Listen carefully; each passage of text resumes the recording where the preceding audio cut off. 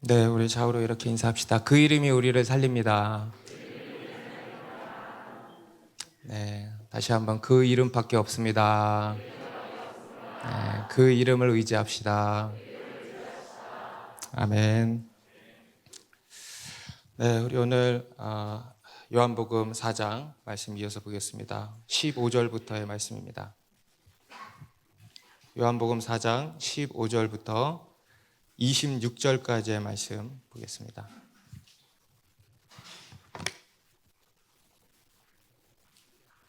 15절부터 저 한 절씩 읽겠습니다. 여자가 이르되 주여 그런 물을 내게 주사 목마르지 않고 또 여기 물 기르러 오지도 않게 하옵소서. 여자가 대답하여 이르되 나는 남편이 없나이다. 예수께서 이르시되 내가 남편이 없다 하는 말이 옳도다.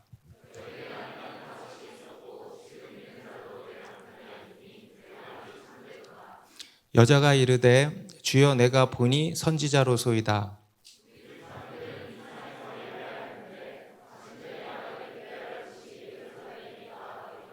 예수께서 이르시되 여자여 내 말을 믿으라. 이 산에서도 말고 예루살렘에서도 말고 너희가 아버지께 예배할 때가 이르리라.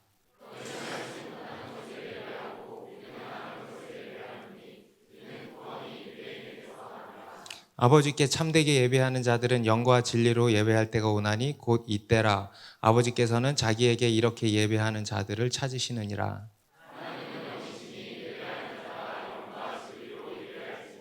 여자가 이르되 메시아 곧 그리스도라 하는 이가 오실 줄을 내가 아노니 그가 오시면 모든 것을 우리에게 알려주시리이다.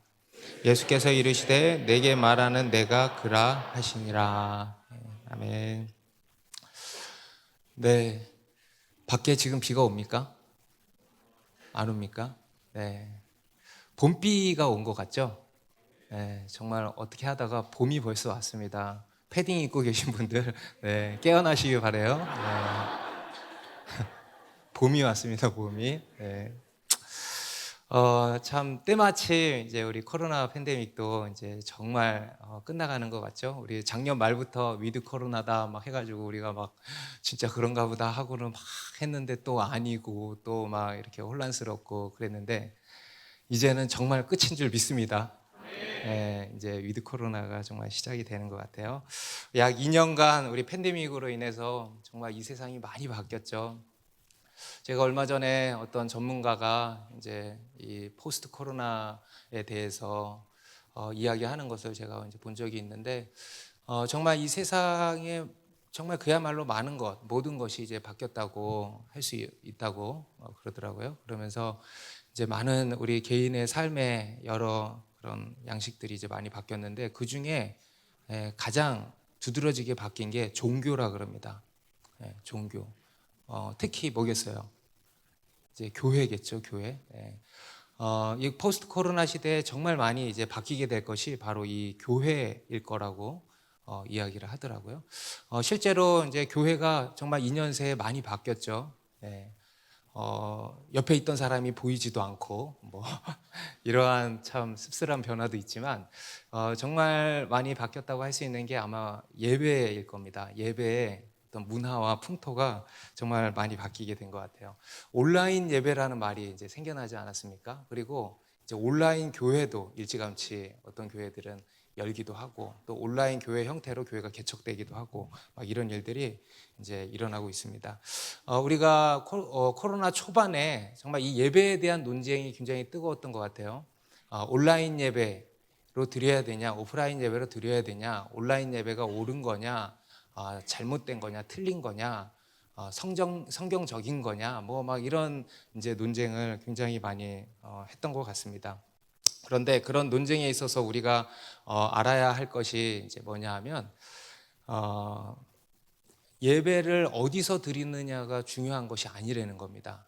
예배를 현장에서 드려야 되냐 아니면 뭐 가정에서 온라인으로 드리면 안 되냐 이런 예배 드리는 장소가 중요한 게 아니라는 거죠. 그렇다고 해서 어디서든 아무렇게나 드려도 된다는 이야기도 더더욱 아니었던 거죠. 왜냐하면 이 온라인 예배가 가지는 여러 우려스러운 부분들이 많이 있기 때문입니다. 온라인 예배, 가정에서 온라인으로 드리는 예배가 잘못된 거다. 그거는 하나님 인정하시지 않는다. 성경적으로 잘못된 거다가 아니고 그로 인해서 잃게 되는 예배의 본질적 요소가 다분하다는 거죠. 예배의 본질적 요소가 훼손되기 쉽다. 장기적으로 이어져 갈 경우. 그리고 또 이제 목양적 차원에서도 그렇고 개인의 이제 신앙적 차원이죠. 영적 차원인 겁니다. 그런 차원에서도 이 온라인 예배가 매우 우려되는 것들이 많이 있기 때문에 온라인 예배를 경계를 한 겁니다. 그래서 우리 교회도 대면 예배만 하나님 인정하시는 예배다. 그게 아니죠. 그래서 대면 예배를 고수한 것이 아니고 이러한 우려 때문에 어떻게든 가능하면 최대한 온라인 예배는 지양하고 이제 대면으로 함께 모여서 드리는 예배를 이제 힘썼던 것입니다. 우리 오늘 본문에도 보니까요, 우리가 읽었듯이 그 당시에도 유대인과 사마리아 간의 논쟁이죠. 예배에 대한 뜨거운 논쟁이 있었다는 것을 우리가 알 수 있습니다. 바로 예배를 어디서 드리는 게 맞냐라고 하는 논쟁이에요. 아마 오늘날 우리가 했던 그런 논쟁과는 겉보기에는 비슷한 것 같지만 사실은 성격이 많이 다른 부분이 있습니다. 하지만 이제 어떤 부분 비슷한 부분도 이제 있었던 거죠. 그러면서 이제 오늘 본문을 통해서 참된 예배란 무엇인가, 예배의 본질은 뭔가, 우리는 어떻게 예배해야 하는가에 대한 말씀을 지금 하고 있는 것입니다. 그래서 오늘은 이 예배의 본질이 무엇이고 우리가 어떻게 예배해야 되는지에 대해서 좀 살펴보려고 합니다. 우리 앞에서 예수님께서는 사마리아 여인과의 이제 만남을 통해서 우리 인간의 근원적인 결핍에 대해서 말씀을 하셨습니다. 우리 인간의 필요, 우리 인간의 결핍은 크게 두 가지 차원에서 생각할 수 있다 그랬죠. 첫 번째는 육신적인 필요, 육신적인 결핍의 문제입니다. 그리고 두 번째는 우리 영혼의 필요도 있다 그랬어요. 영혼의 결핍이죠. 그래서 이 두 가지 결핍에 대해서는 하나님이 채우신다 그랬습니다. 여러분 믿으십니까? 우리 하나님께서는 우리의 육신의 필요를 다 채워주십니다. 그리고 그뿐 아니라 우리 영혼의 결핍 또한 채우시는 분이십니다. 우리가 비록 우리의 죄로 인해서 하나님을 떠남으로 말미암아서 우리가 영원한 결핍에 시달리게 되었지만 그 부분까지도 극복하시고 하나님이 우리의 이런 결핍의 문제를 해결해 주시는 분이시다, 이런 말씀을 이제 하셨던 겁니다. 그리고 그에 대해서 예수님이 물을 비유로 이제 말씀을 하신 거였죠. 그래서 먼저는 우리 육신이 필요로 하는 물이 있죠. 우리가 먹어야 하는 물, 우리의 육신을 위해서 먹는 물, 육신의 필요를 얘기하시는 겁니다. 그래서 그에 대해서도 하나님이 다 아시고 채워주신다 그랬고, 그리고 그 외에 우리 영혼이 마셔야 되는 물도 있다 그랬죠. 우리 영혼의 결핍을 해결하기 위한 특별한 물, 그에 대해서도 소개를 하신 겁니다. 그래서 우리 영혼의 이제 생수인 거죠. 곧 예수 그리스도를 마시는 거였습니다. 예수님이 우리 영혼의 생수인 줄 믿습니다. 예수 그리스도께서 우리 영혼의 생수신 거예요. 우리는 그 예수 그리스도를 마셔야 되는 겁니다. 곧 예수 그리스도를 이제 믿는 거죠. 그리고 그럴 때 우리 영혼이 참 만족을 얻는다 그랬습니다. 우리 육신의 필요를 아무리 채워봐야 그것으로 영혼의 결핍을 채울 수가 없는 거예요. 우리 영혼의 결핍은 오직 하나님만 채우십니다. 오직 예수 그리스도께서 우리를 채우시고 우리를 만족해 하신다는 겁니다. 그리고 그럴 때 우리는 영원히 목마르지 않게 된다. 아멘입니까? 네. 그러니까 이제 이 예수님의 이 말씀을 들은 사마리아 여인이 어떻게 반응했는가, 이게 이제 오늘 본문 15절에서부터 나오는 건데요. 여자가 이르되 주여 그런 물을 내게 주사 목마르지도 않고 또 여기 물기르러 오지도 않게 하옵소서. 굉장히 단순하게 반응을 하고 있죠. 네. 여러분 우습습니까? 좀 우습죠. 어떻게 이런 반응을 보일까? 근데 여러분 저는 이런 여인처럼 되셨으면 좋겠습니다. 여러분 우리 그리스도인은요 단순해야 돼. 이게 좀 우스꽝스럽죠 사실 이 대답이. 하지만 그래도 이게 좋은 거예요. 단순한 게 좋은 겁니다. 여러분 단순하게 믿고 단순하게 반응하시기 바랍니다. 이 여인은요 지금 예수님의 말씀이 뭔지 못 알아들었어요. 앞에 니고데모도 못 알아들었던 것처럼 예수님의 말씀을 잘 알아듣지 못하고 그런 마술적인 어떤 특별한 육신의 물이 있었다라고 생각을 한 모양이에요. 그래서 그걸 좀 나에게 주십시오. 그래서 내가 더 이상 이 지긋지긋한 곳에 좀 안 나오게 해주십시오라고 이제 요청을 한 겁니다. 어떤 사람들은 예수님의 이 말씀에 이게 무슨 소리야? 이 사람 이상한 사람이네 하고 대부분 돌아갔겠죠. 그런데 이 여인은요, 그렇게 하지 않은 거예요. 이에 대해서 반응을 한 겁니다. 예수님의 말씀에 어린아이와 같은 마음으로, 믿음으로 반응하고 마음의 문을 연 겁니다. 그러니까 이제 예수님께서 뭐라고 하시냐면 16절에 이르시되 가서 내 남편을 불러오라. 그 물을 좀 주십시오 하니까 예수님이 이제 딴 얘기를 하시는 거예요. 네 남편을 불러와라. 가서 네 남편을 불러와라. 여러분, 사실 이 여인에게 남편이 있어요, 없어요? 없죠. 왜 없습니까?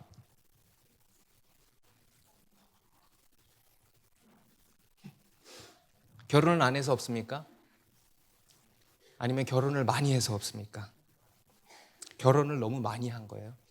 결혼을 너무 많이 해서 남편이 없었던 거죠. 이 여인에게 있어서 남편이라는 단어는요, 금지어예요. 이런 말을 뭐라 그러지? 하여튼 이 여인에게 있어서 이 남편이라는 단어는 금지어예요. 절대 꺼내면 안 되는 말입니다. 그죠? 이 여인을 아는 사람이라면 이 여인에게 남편이라는 말을 하면 안 되는 거죠. 뼈아픈 상처죠. 뼈아픈 과거인 겁니다. 치명적인 약점이에요. 아킬레스건이라고 할 수 있는 거죠. 우리가 다 이런 거 있지 않습니까? 여러분들에게도 있죠. 여러분들 가운데에도 이 얘기만큼은 절대 하면 안 되는 얘기. 여러분 아무 얘기나 다 해도 되는 사람이 되시길 바랍니다. 제가 여기서 뭐 이런저런 얘기 할 수 있는 것은 여러분들이 이런 얘기를 다 해도 괜찮은 사람이기 때문에 이렇게 얘기하는 거예요. 그런데 여러분, 그래도 아직까지 남아있는 또 세상 사람들에게는 누구나 이런 얘기는 다 하나씩 다 있는 겁니다.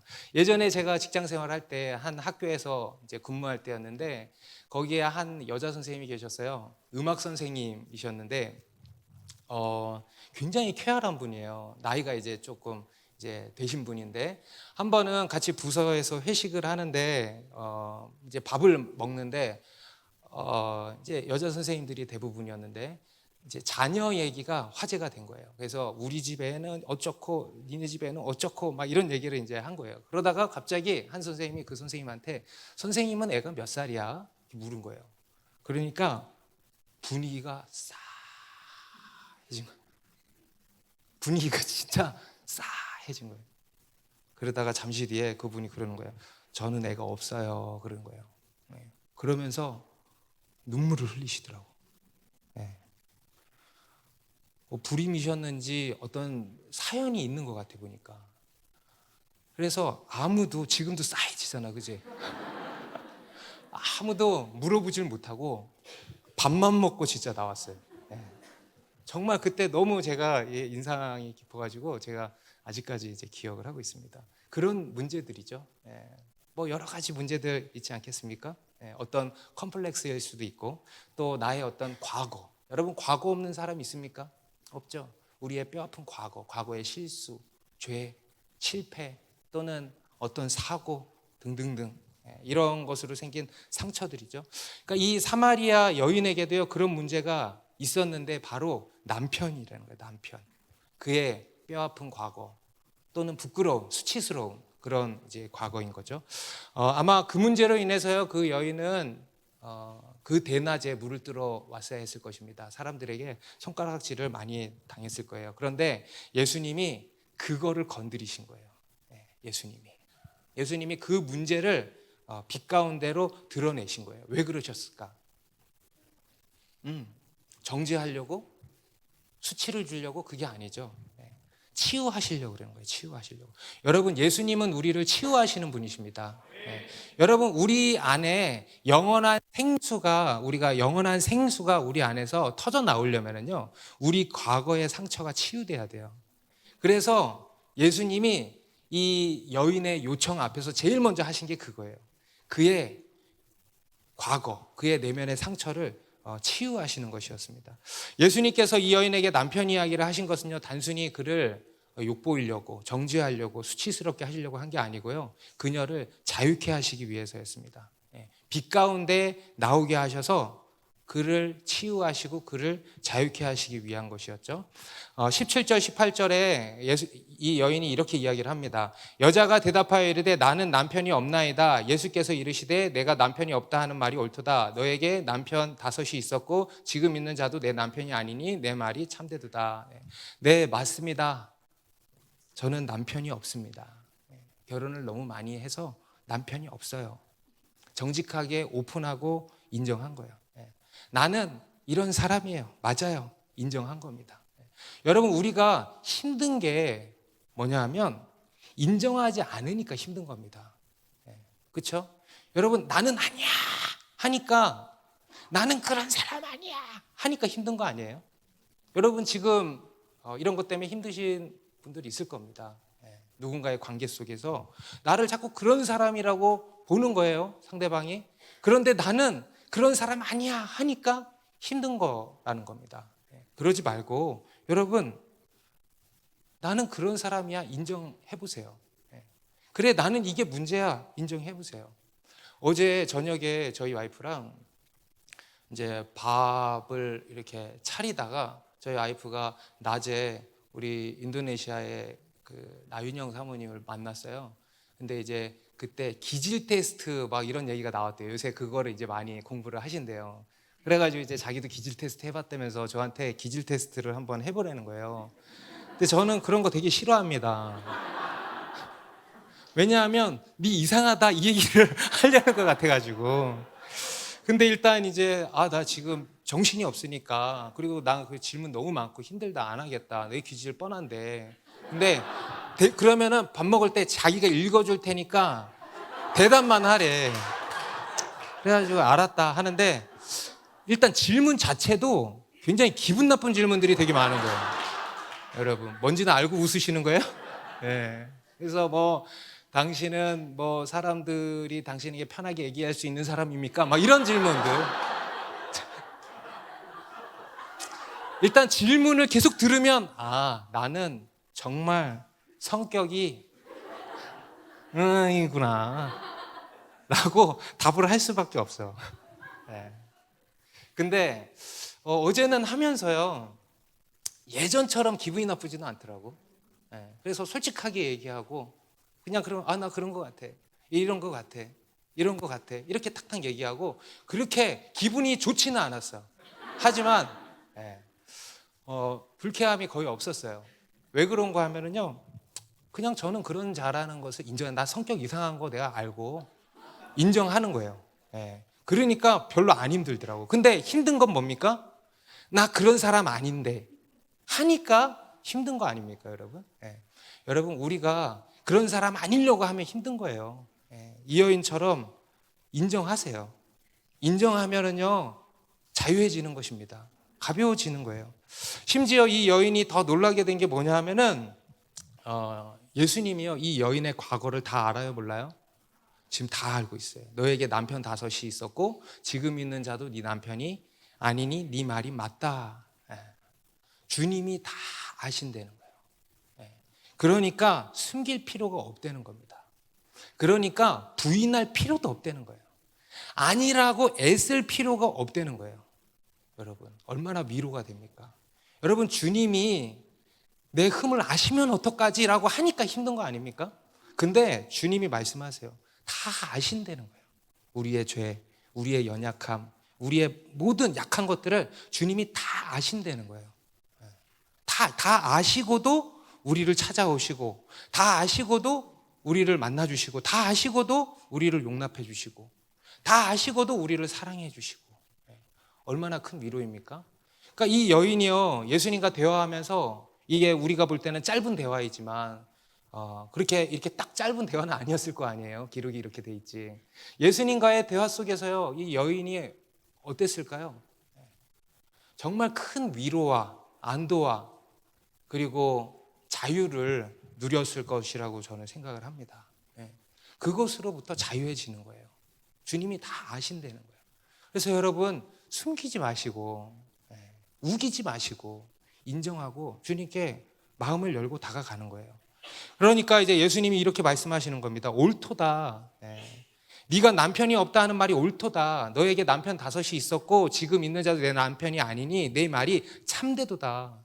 옳도다, 참되도다. 네 말이 맞다. 이 말도 되지만 그 이상의 말씀인 거예요. 그녀에게 네가 옳도다. 뭡니까? 네가 의롭도다 하시는 거예요. 네가 그렇게 인정하고 고백하니 네가 옳도다. 네가 참되도다. 네가 의롭다. 칭해 주시는 것입니다.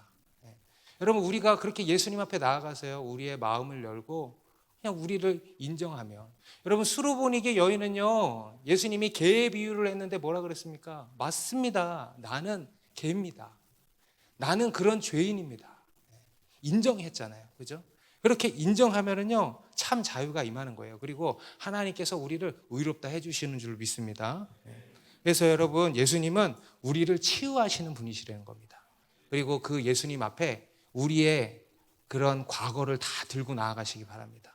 여러분 안에 여전히 이거는 얘기 꺼내면 안 돼라고 하는 게 있습니까? 그게 여러분의 중심에 있는 거죠. 그것을 들고 나아가시기 바래요. 예수님 앞에 나아가시기 바래요. 그럼 예수님이 치유해 주시고 우리를 자유케 해 주실 줄로 믿습니다. 그렇게 해서 이제 이 여인은 예수님과의 대화를 통해서 자기 안에 있는 그 뿌리 깊은 상처를 먼저 이제 치유를 받았습니다. 예수님의 신성을 지금 경험한 거죠. 우리 앞에서도 나다나엘이라고 하는 제자도 나사렛에서 무슨 선한 것이 나오겠어? 했는데 예수님께서 그의 어떠함을 다 아시는 것을 알고는 예수님 앞에 무릎을 꿇지 않았습니까? 예수님의 신성을 이제 경험한 것이었는데 이 여인도 이제 그것을 경험한 거예요. 그런데 여전히 이 예수님이 그리스도시라는 것을 아직은 잘 몰랐던 것 같아요. 그래서 이렇게 반응합니다. 주여, 내가 보니까 당신은 선지자군요. 다 아니까. 당신은 선지자군요. 그러면서 이 여인이 대화의 주제를 딱 바꿔요. 예배라고 하는 주제로 바꿉니다. 어떤 면에서는 어떤 사람들은 이렇게 얘기합니다. 이 여인이 당황해가지고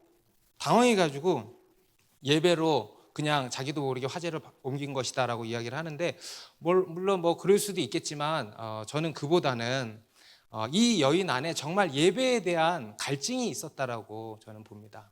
예배에 대한 정말 궁금증이죠. 이 여인은요, 영적인 것에 대한 관심이 있었어요. 영적인 것에 대한 갈망이 있었습니다. 그러니까 이렇게 예수님께 반응을 한 거 아니겠습니까? 육신적으로는 아주 비천한 여인이었죠. 하지만 이 여인은요, 영적으로는 고상한 사람이었어요. 여러분, 저는 여러분들이 영적으로 고상한 자들이 되시길 바랍니다. 육신적으로 고상한 자들이 아니고요, 영적으로 고상한 자들이 돼야 돼요. 육신적으로 높은 신분에 있고 많이 알고 배우고 고상한 사람들이 영적으로는 전혀 고상하지 않은 사람들이 얼마나 많습니까? 그죠? 그런데 그런 사람들이 아니고 영적으로 고상한 사람들 되시길 바라요. 여러분, 지금 여러분의 주된 관심사가 뭡니까? 지금 현재 돈입니까? 자녀입니까? 결혼입니까? 아니면 그 외 먹고 사는 문제입니까? 이런저런 해결돼야 할 문제, 그런 겁니까? 우리 그리스도인들 중에 보면은요, 교회는 다니는데 여전히 주된 관심사가 이 세상 일에 있는 사람들이 많습니다. 그리스도인인데, 여러분, 그리스도인이면 뭐에 관심이 많아야 돼요? 하나님께 관심이 있어야죠. 영적인 것에 관심이 있어야죠. 예배에 관심이 있고 기도에 관심이 있어야죠. 그런데 그리스도인인데 이런 거에 관심이 없는 사람들이 많다는 겁니다. 여러분, 이게 말이 됩니까? 한번 생각을 해보세요. 이게 진짜 말이 되나 안 되나? 그리스도인이 하나님께 관심이 없고 영적인 것에 관심이 없고 오직 세상 일에 관심이 있다. 이게 말이 되는 거예요? 말이 안 되는 거죠. 주일 예배에 여러분 나와 있는데, 와서 앉아 있는데 하나님께 관심이 없어요. 그리고 계속 딴 생각하는 거야. 이거 끝나고 빨리 어디 가야 되는데, 나 다음 주에 어디 여행 가는 거 생각하고, 그리고 세상 염려하고, 그리고 지금 코인이 어떻게 되고 있지? 이런 생각하고. 여러분, 예배에 나와 있는데 그런 생각이 빠져 있는 거예요. 심지어는 어떤 사람은 몰래 막 그거 막 보고 있어. 핸드폰 막 보고 있어. 예배 자리에 나왔는데 하나님께 관심이 없고 세상 일에 관심이 있는 거예요. 여러분, 이거 그리스도인이라고 할 수 있겠습니까? 여러분, 그리스도인이 그럴 수 있겠습니까? 여러분, 우리가 참된 그리스도인인가 아닌가를 분별하는 가장 첫 번째 척도가 그겁니다. 우리의 관심사가 뭐냐는 거예요. 그래서 제가 여러분들에게 여쭙는 겁니다. 여러분들의 지금 주된 관심사가 뭐냐는 거예요. 여러분, 우리가 영적인 사람인지 영적이지 않은 육적인 사람인지 분별하는 척도가 뭐겠습니까? 관심사를 보면 돼요. 여러분의 주된 관심이 어디에 있습니까? 영적인 것에 관심이 있습니까? 그러면 영적인 사람인 거예요. 그런데 그러지 않고 육적인 것에 관심이 있습니까, 여전히? 그러면 육적인 사람인 거예요. 그거를 어떻게 그리스도인이라고 할 수 있겠냐는 거예요. 하나님에 대한 관심이 1도 없어. 여러분, 그 1도 없어. 그거는요 진짜 그리스도인이 아닌 거예요. 정말 나를 돌아봐야 되는 겁니다. 여러분, 참된 그리스도인은요 하나님께 관심이 있고 영적인 것에 관심이 있어야 되는 겁니다. 여러분, 다시 여쭙게요. 여러분의 지금 현재 주된 관심사가 어디 있습니까? 세상에 있다면 다시 돌아오시기 바랍니다. 하나님께 관심을 가지세요. 영적인 것에 하나님의 나라와 의에 관심을 가지시기 바랍니다. 이러한 영적인 갈망을 다시 찾게 되시기를 바랍니다. 그렇게 해서 이제 이 이야기의 주제가요 예배로 이어지게 된 겁니다. 예배로. 오늘 본문은 우리가 아주 잘 아는 말씀이죠. 그죠? 여러분들 잘 아는 말씀이죠. 특히 성경에 나오는 여러 예배에 대한 말씀 중에서 가장 유명하고 대표적인 가장 중요한 말씀이라고 할 수 있겠습니다. 그런데 여러분, 이 말씀 잘 아세요? 유명한데 잘 모르겠죠. 저게 무슨 말씀입니까? 영과 진리로 예배한다는 게 무슨 말씀입니까? 참된 예배란 무엇일까? 이 말씀을 보면서도 그런 궁금증 들지 않습니까? 이것은 예수님께서요 정말 참된 예배란 뭔지, 예배의 본질이란 뭔지, 우리는 어떻게 예배드려야 하는지에 대해서 아주 짧지만 아주 핵심적인 것을 담아주신 본문이라고 할 수 있겠습니다. 그래서 우리가 좀 잘 살펴보기를 원하는데, 먼저 20절에 보시면 이 여인이 이렇게 이야기를 합니다. 우리 같이 읽습니다. 시작. 우리 조상들은 이 산에서 예배하였는데 당신들의 말은 예배할 곳이 예루살렘에 있다 하더이다. 그 당시에 유대인과 사마리아인들 사이에 예배에 대한 논쟁이 있었는데 바로 이겁니다. 어디서 예배를 드려야 옳으냐, 예배는 어디서 드리는 게 맞느냐, 이게 이제 그 당시 논쟁의 핵심이었던 거예요. 가장 주된 화두였던 겁니다. 사마리아 사람들은요 그 당시에 조상 대대로 이 산이라는 것은 그리심산이라고 합니다. 그리심산에서 예배를 드려왔습니다. 그런데 유대인들은 어디서 예배를 드렸어요? 예루살렘에서 예배를 드렸거든요. 그러니까 유대인들은 예루살렘에서 예배 드리는 게 진짜다, 이제 그렇다는 거예요. 그러니까 이 여인이, 아니 나는 뭔 잘 모르겠는데 예배를 어디서 그럼 드리는 게 맞냐, 도대체 누구 말이 맞는 거냐, 이렇게 예수님께 물은 거예요. 그 당시 사람들에게 있어서 예배의 가장 중요한 요소는 장소였다라는 거죠. 장소, 어디서 예배드리냐. 그러니까 이제 그에 대해서 예수님께서 뭐라고 하시냐면 21절도 같이 읽습니다. 시작. 예수께서 이르시되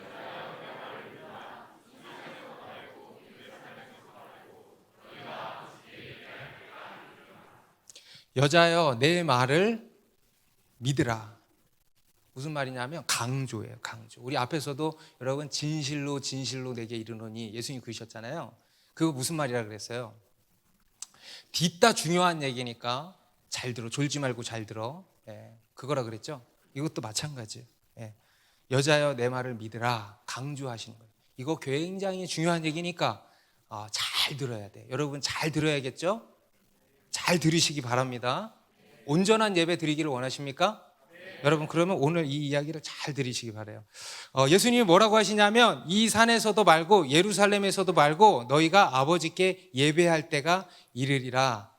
이 산에서도 말고 예루살렘에서도 말고, 그리고 뒤에 뭐가 생략되느냐 하면은 제3의 어딘가에서도 말고, 그리고 또 뭐가 생략됐냐면 어디서든지. 그렇죠? 어디서든지 아버지께 예배할 때가 올 거다. 이제는 예배하는 장소가 중요한 것이 아니다. 왜냐하면 이제는요 예배도 새로운 차원의 예배로 세워지기 때문에 그렇다는 겁니다. 이전보다 더 참되고 진정한 예배가 일어날 거다, 이거예요. 그 당시 과거 구약 시대에 이스라엘 백성들이 또 그 당시에 유대인과 사마리아인들이 예루살렘에서 또는 그리심산에서 드린 예배는 어떤 예배였습니까? 제사 형태의 예배였죠. 그죠? 그래서 동물의 피를 흘려서, 제물이죠. 짐승 제물의 피를 흘려서 그 피로 드리는 제사 형태의 예배였습니다. 그런데 이제는 새로운 형태의, 새로운 차원의 예배가 세워지게 될 거다. 여러분, 왜 그렇습니까? 누구 때문에 그렇습니까? 예수님 때문에 그런 거예요. 이제는 인간의 죄를 대속할 진짜 제물이신 예수님이 오신 것입니다. 아멘. 예수님께서 십자가에서 달려 피 흘리심으로 구약의 제사를 다 이루신 거예요. 완성시키신 거예요. 성취시키신 겁니다. 그리고 그로써 예배도 바뀌겠어요? 안 바뀌겠어요? 여전히 짐승의 제물을 잡아가지고 피 흘림으로 예배를 드리겠습니까? 예수님이 피 흘리심으로 모든 것을 성취하셨는데 이제는 예배가 형태가 바뀌고 완전히 새로운 차원의 예배로 세워지게 되는 겁니다. 구약의 제사보다 더 참되고 진정한 예배를 드리게 된다라는 거죠. 그리고 그 예배는 이 산에서도 말고 예루살렘에서도 말고 어디서든 드릴 수 있는 그런 예배라는 겁니다. 과거에는 예배 드리는 장소가 중요했습니다. 예배 드리는 장소가 어떤 절차와 형식 이런 것들이요 굉장히 중요했어요. 그런데 이제 새롭게 세워지는 이 예배는 그런 게 중요하지 않다는 거예요. 장소가 중요하지 않다는 거예요. 그럼 중요한 게 뭐냐? 바로 예배의 내실이 중요하다는 거예요. 내실. 여러분 내실이 뭔지 아시죠? 내적인 어떤 사전에 찾아보세요. 예배의 내실이 중요한 거예요. 구체적으로 얘기하면 우리가 예배하는 대상, 따라합시다. 예배의 대상, 그리고 예배의 방법, 대상과 방법에 대해서 지금 말씀을 하시는 거예요. 그게 예배의 내실이고 그게 이제 중요하다 이겁니다. 먼저 예배 드리는 대상에 대해서 분명히 지금 말씀하고 있습니다. 21절 마지막에 다시 보니까 21절 마지막에 너희가 아버지께 예배할 때가 이르리라 그랬죠. 과거의 사람들은요 그냥 예배를 어디서 드리느냐가 되게 중요했어요. 그런데 이제는 더 중요한 게 뭐냐면 누구를 예배할 거냐 이거예요. 누구에게 예배할 거냐 이거예요. 여러분 이게 더 중요한 거 아닙니까 사실? 그죠? 그러니까 예배 드리는 대상을 지금 명확히 밝히고 있습니다. 누굽니까? 아버지께 하나님 아버지께 예배할 때가 이르리라. 여러분 우리의 예배는요 하나님의 자녀된 자들이 아버지께 드리는 예배입니다. 다시 말해서 하나님과 우리가 아버지와 아들, 아버지와 자녀된 관계 안에서 드리는 예배예요. 여러분 그 관계 안에서 예배 드리십니까? 아버지와 아들, 하나님 아버지와 자녀된 우리 관계 안에서 예배 드린다라는 겁니다. 아버지께 예배한다. 그리고 두 번째로 아버지께 예배한다는 것은 뭐냐면 아까 말씀드린 것처럼 예배의 대상을 분명히 하시는 거예요. 하나님 아버지께 예배하는 거다. 우리가 예배할 때 첫 번째 가장 중요한 게 이거다. 예배의 대상이다 이거예요. 다시 따라합시다. 예배의 대상. 누구십니까? 하나님 아버지. 여러분 너무 당연하게 생각하지 마세요. 당연한 거예요. 당연한 게 중요한 거예요, 여러분. 그리고 당연하니까 우리가 놓치기 쉬운 겁니다. 여러분 하나님 아버지께 예배하는 겁니다. 여러분 하나님 아버지께 예배하십니까? 하나님 아버지께 예배하는 거예요. 우리 22절에서도 보면 예수님이 이렇게 말씀하십니다. 같이 읽습니다. 시작. 너희는 알지 못하는 것을 예배하고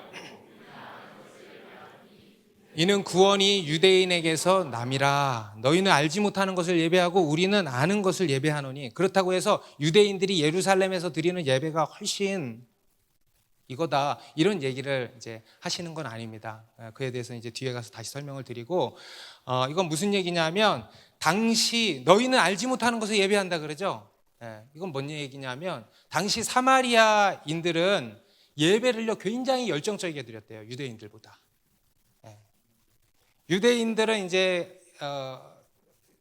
하나님을 더 잘 아니까 이제 지적인 요소가 더 많지 않았을까 싶어요. 그런데 이 사마리아인들은요 굉장히 열정적이었대요.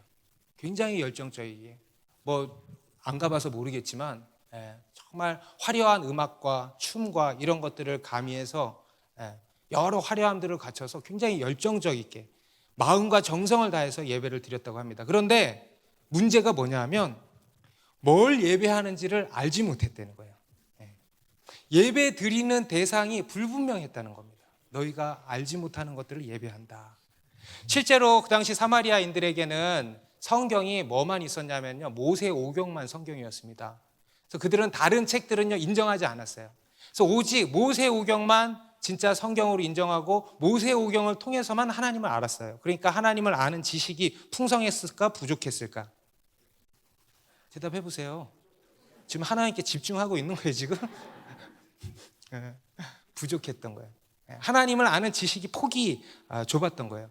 여러분, 하나님을 잘 모르면 우리가 하나님을 의식할 수 있을까 없을까? 그렇죠. 여러분, 우리는 하나님을 아는 만큼 하나님을 의식하게 돼 있잖아요. 그런데 하나님을 모르니까 제대로 의식을 못하는 거예요. 그러니까 예배를 드려도 열정적인 예배를 드리는데 하나님을 의식하지 못하는 거예요. 하나님을 알지 못하니까.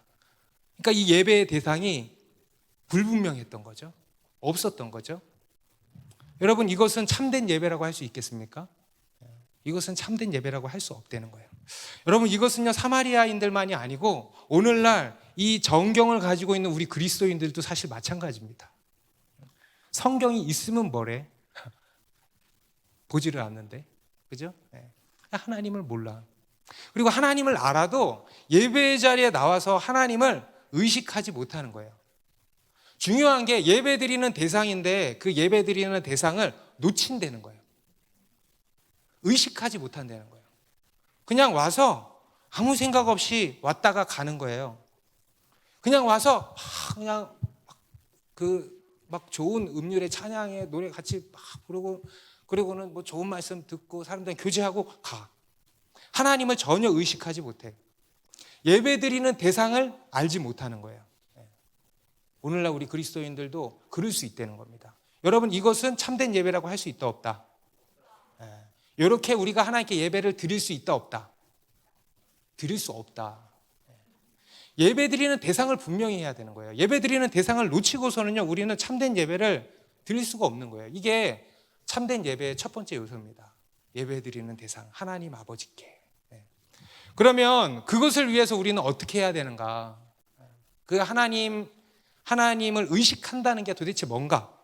하나님께 집중한다는 게 도대체 뭔가? 우리의 이성으로 막 이렇게 집중하는 건가? 그에 대해서 23절에 말씀을 하죠. 우리 같이 읽습니다. 시작. 아버지께 참되게 예배하는 자들은 영과 진리로 예배할 때가 오나니 곧 이때라. 아버지께서는 자기에게 이렇게 예배하는 자들을 찾으시느니라. 아버지께, 또 나오죠. 아버지께 참되게 예배하는 자들은 어떻게 예배하냐 하면 따라합시다. 영과 진리로. 영과 진리로. 다시 한번 영과 진리로. 너무 중요한 말씀입니다. 영과 진리로 예배할 때가 오나니 곧 이때라. 이게 바로 오늘날 우리가 예배 드리는 방법이에요. 우리가 하나님 아버지께 예배를 드리려면요 어떻게 드려야 되냐? 영과 진리로 예배를 드리는 겁니다. 영과 진리로. 다시 말해서 우리는요 오직 영과 진리로만 참된 예배를 드릴 수 있다 이거예요. 아멘. 영과 진리가 아니면 예배를 드릴 수 있어요 없어요? 드릴 수 없다. 참된 예배는 오직 어떻게? 영과 진리로만 참된 예배를 드릴 수 있다는 겁니다. 그러면 여기서 영과 진리로 예배를 드린다는 것은 뭘까? 여러분 이게 이제 궁금한 거죠. 그죠? 영과 진리로 예배 드린다는 게 뭘까? 막 알겠는데 그렇지. 네. 실제로 이에 대한 해석도 분분합니다. 그래서 어떤 사람들은요 여기서 영과 진리는 신령과 진정이다. 신령과 진정으로 들어보셨죠? 신령과 진정으로 우리의 마음을 다해서 드리라는 말씀이다. 그런데 또 어떤 사람은 그게 아니고 성령과 진리로, 성령과 진리의 말씀으로 드리라고 하시는 거다라고 하는 사람도 있습니다. 그런데 뭐 이에 대해서 자세한 이야기를 쭉 다 할 수는 없고 제가 결론만 말씀을 드릴게요. 여기서 영으로 예배한다는 것은 뭐냐? 적으세요. 성령으로 거듭난 우리의 영으로 예배하는 거예요. 성령으로, 단순히 성령으로 예배하는 게 아니고, 그래서 어떤 사람은요, 우리는 성령이 있기 때문에 그냥 우리가 하면 그냥 그게 참된 예배가 되는 거야, 그렇게 이야기를 합니다. 그런데 단순히 그런 게 아니에요. 그리고 또 반대로 신령으로 우리의 마음을 다해 예배한다는 것도 아니에요. 요것만도 아니고 요것만도 아니고 그 둘 다예요, 사실.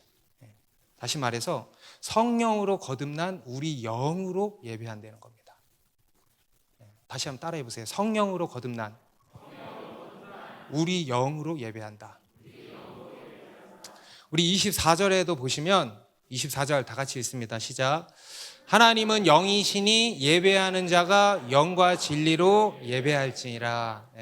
또 한 가지 우리의 예배의 대상 되시는 하나님이 어떤 분이신지 말씀하고 있습니다. 하나님은 영이시다. 여러분, 영이 뭐예요? 영 뭔지 알아요? 영. 막 눈에 안 보이는 그 막 홀령 막 그런 영, 그런 형태적인 것을 생각지 마시고 영이 뭐냐? 사실 저도 모르겠어요. 근데 여기서 하나님은 영이시다라고 말씀하신 의미를 우리가 알면 될 겁니다. 하나님은 영이시다라는 건 뭐냐면요, 우리 하나님은 살아 실제하시는 분이시다 이겁니다. 하나님은. 그리고 우리 하나님은 인격이신 영이시다 이거예요. 그리고 여기에 나오지는 않지만 그 하나님의 형상을 닮은 우리 인간도 뭐다? 영이다. 여러분, 우리 인간도 영입니다. 그래서 우리 인간 안에 영이 있다 그랬죠. 우리 앞에서 거듭남에 대해서 우리가 설교를 들을 때 그랬잖아요. 우리 인간 안에는 다 영이 있다 그랬어요. 하나님께서 우리를 지으실 때 우리의 영을 불어넣어 주신 거예요. 그래서 우리 인간에게는 다 영이 있는데 우리의 죄로 인하여서 하나님의 영이 우리를 떠나심으로써 우리의 영이 어떻게 됐다? 죽게 됐다는 거예요. 그래서 이 세상 사람들의 영은요, 다 이제 죽은 영인 거죠. 우리도 우리의 영이 죽었던 거죠. 그런데 예수 그리스도를 믿음으로 말미암아서 성령님이 우리 안에 오셔서 우리의 죽은 영을 다시 살려주신 것이다. 믿으십니까? 네. 여러분의 영은 살아있습니까? 네. 여러분 살아있으니까 이렇게 나오시는 거예요. 그래서 이렇게 하나님께 예배 드리는 겁니다. 그래서 우리 그리스도인은요, 영이 다시 살아난 자들이에요. 그 거듭난 영이죠. 그 영으로 예배한다는 겁니다. 그래서 우리가 영으로 예배한다는 것은, 영으로 예배하기 위해서는 제일 첫 번째로 어떻게 해야 될까요? 거듭나야 되는 거예요. 여러분, 거듭나지 않고는 영으로 예배를 드릴 수가 없어요. 곧 거듭나지 않고는 예배를 못 드려요. 예배의 자리에 아무리 나와 있어도 거듭나지 않은 사람은요, 아무리 노래 따라하고 아무리 말씀 듣고 아무리 기도 이렇게 하고 해도요, 거듭나지 않은 사람은 예배가 성립될 수가 없어요. 아시겠습니까? 예배가 이루어질 수가 없는 거예요. 그래서 우리가 참된 예배를 드리려면 영으로 예배해야 되는데, 그러려면은 거듭나야 돼. 먼저 거듭나야 돼. 여러분, 어떻게 거듭나요? 예수님을 믿음으로 거듭나는 겁니다. 그래서 이 가운데 나는 아직 거듭나지 않았다 하시는 분들은 예수 그리스도를 믿으시기 바랍니다. 예수 그리스도를 나의 구원자로 믿으세요. 받아들이세요. 그러면 성령께서 여러분들 가운데 가셔서 여러분의 죽은 영을 살리실 것입니다. 그렇게 해서 이제 거듭나는 거죠. 그러면 그렇게 거듭났어요? 그러면 자연스럽게 영으로 예배드리는 것이 되느냐? 그렇게 될까? 그렇지도 않다는 거예요. 여러분, 거듭났다고 해서 자연스럽게 영으로 예배드리는 게 보장되는 것이 아니라는 거예요. 우리가 그 영으로 하나님을 의식하고 하나님을 바라보고 하나님께 귀 기울이고 또 그 영으로 하나님을 찬양하고 하는 거예요. 우리의 그 영이 하나님과 연결돼서 그 연결된 관계 안에서 예배하는 거예요. 사실 여러분, 이것은 예배만이 아니죠. 우리가 기도할 때도 그렇죠. 그리고 더 나아가서 우리 매일의 삶 가운데도 그런 겁니다. 여러분, 우리 그리스도인의 삶을 한마디로 정의를 내리자면요, 이렇게 내릴 수 있어요. 영으로 사는 삶. 따라합시다. 영으로 사는 삶. 반대말이 뭘까? 육신으로 사는. 속된 말로 몸뚱이로 사는 삶. 여러분 영으로 사십니까? 자신 없어요? 좋아요. 그게 맞아요. 우리가 거듭났다고 그냥 다 영으로 사는 게 아니에요. 우리 로마서 8장에서도 말씀하는 게 우리 그리스도인의 삶이 바로 이제 그런 거라는 거예요. 로마서 8장 13절만 보면 우리가 육신대로 살면 반드시 죽을 것이로되 영으로서 몸의 행실을 죽이면 살리니. 육신대로 사는 게 아니고 뭐래요? 영으로 사는 거다 말씀하는 거 아닙니까? 성령으로 우리의 영이 살아나고 그 영으로 사는 거예요. 과거에 우리는 영이 죽은 자로서 육신으로 살았단 말이에요. 육신의 생각으로 살았단 말이에요. 그런데 이제는 우리의 영이 살아나고 그 살아난 영으로, 거듭난 영으로 산다는 거예요. 이것을 이제 다시 말해서 이렇게 얘기할 수 있는 겁니다. 영을 활성화시키는 거예요. 영어로는 액티베이트죠.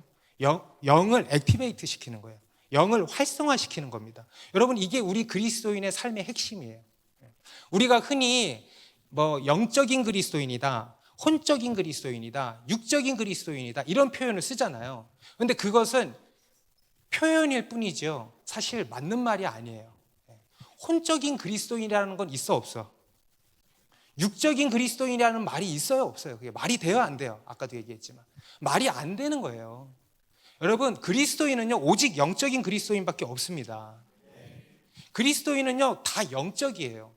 영적인 게 뭔지 아세요? 영이 거듭난 거예요. 근데 다만 영이 거듭나도 그 영으로 살지 않는 사람이 있다 없다? 있다 없다? 있다는 거예요. 그런 사람을 두고 우리가 표현을 그렇게 하는 겁니다. 혼적인 그리스도인이다. 그렇게 표현을 하는 거예요. 우리 삶에 영을 활성화시키지 않고 여전히 그냥 영은 살아나 있는데 그냥 영을 처박아 놓고, 표현하자면 처박아 놓고 그냥 여전히 육신대로 사는 거. 이런 사람을 이제 혼적인 그리스도인이다, 육적인 그리스도인이다 이렇게 이제 표현을 하는 거죠. 이 영으로 예배를 하는 거예요. 그래서 여러분 우리가 예배를 드릴 때 첫 번째로 중요한 게 예배의 대상 하나님 아버지께 예배의 대상을 분명히 해야 돼요. 그런데 이 예배의 대상을 분명히 하기 위해서는요 우리가 거듭나야 하고, 그리고 이 거듭난 영으로 그 하나님을 의식하고 그 하나님께 집중해야 되는 겁니다. 그래서 여러분 예배의 자리에 나오실 때 그냥 아무 생각 없이 나오시면 안 돼요. 깨어서 나오셔야 돼요. 영이 깨어서 나오셔야 돼요. 그래서 예배의 자리에 나오실 때 기도하셔야 되는 거예요. 사람들이랑 교제도 하지만 예배 전에 기도하는 거예요. 그래서 우리의 영을 활성화시키는 거예요. 왜냐하면 그 영으로 우리가 예배를 드리는 것이기 때문에. 그리고 예배 때 주기도문부터 해가지고, 여러분 주기도송 할 때 어떻게 하십니까? 하나님을 의식하십니까? 영으로 하십니까? 집중하십니까? 그렇게 해야 된다는 거예요. 모든 시간마다 영으로, 우리의 거듭난 영으로 깨어서 영을 활성화시켜서 하나님께 집중하는 거예요. 그렇게 힘써야 된다 이거예요. 여러분 이것이 영으로 예배하는 겁니다. 여러분 영으로 예배하게 되시길 바랍니다. 영으로 기도하게 되시길 바랍니다. 그리고 영으로 매일의 삶을 살게 되시길 바랍니다. 영을 활성화시키게 되시길 바랍니다. 그리고 두 번째로 진리로 예배한대요. 이것은 이제 어렵지 않게 이해할 수 있습니다. 진리가 뭡니까 여러분? 진리. 첫 번째, 예수 그리스도께서 진리세요. 예수 그리스도. 예수님께서 죽으시고 부활하심으로 인해서 우리를 구원하신 그 진리, 그 구원의 진리. 오늘 이 본문에도 이렇게 보면 예수님이 너희는 알지 못하는 것을 예배하고 우리는 아는 것을 예배하노니 이는 구원이 유대인에게서 남이라. 구원이 유대인에게서 남이라. 이 진리예요. 이 구원의 진리. 우리는 이 구원의 진리 위에서 예배를 드리게 되는 것입니다. 이 구원의 진리 위에서만 예배를 드릴 수 있는 거예요. 이 진리 위에서. 그리고 두 번째로 진리로 예배한다는 것은 이제 하나님의 말씀으로 예배하는 거죠. 하나님의 말씀. 여러분 하나님의 말씀으로 우리가 하나님을 알게 됩니다. 그리고 그렇게 하나님을 아는 만큼 하나님을 의식하게 되는 거예요. 그럴 때 우리가 또 영으로 하나님을 예배할 수 있게 되는 거예요. 그래서 이 영과 진리는요, 하나인 것입니다. 하나인 거예요. 그래서 하나님의 말씀, 예배 가운데는 반드시 있어야 되는 게 뭐예요? 말씀 선포잖아. 하나님의 말씀이 선포되고, 그래서 하나님을 알고, 하나님을 의식하고, 그래서 하나님을 예배하게 된다. 그리고 또 더 나아가서 우리가 예배 시간뿐만 아니라 이 하나님의 진리의 말씀을 통해서 하나님을 더 알아가는 게 필요한 거예요. 우리가 하나님을 알면 알수록 우리의 예배는 더욱 온전해질 줄로 믿습니다. 그리고 그렇게 돼야 한다라는 거예요. 여러분, 이것이 이제 참된 예배인 겁니다. 몇 가지 안 되지만 굉장히 중요한 것을 얘기하셨어요.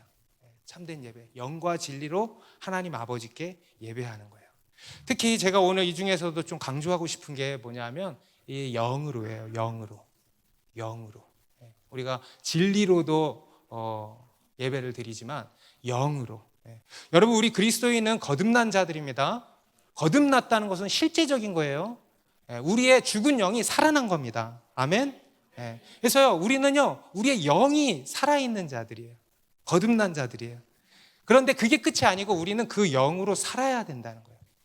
그 영으로 하나님께 연결돼서 살아야 된다는 거예요.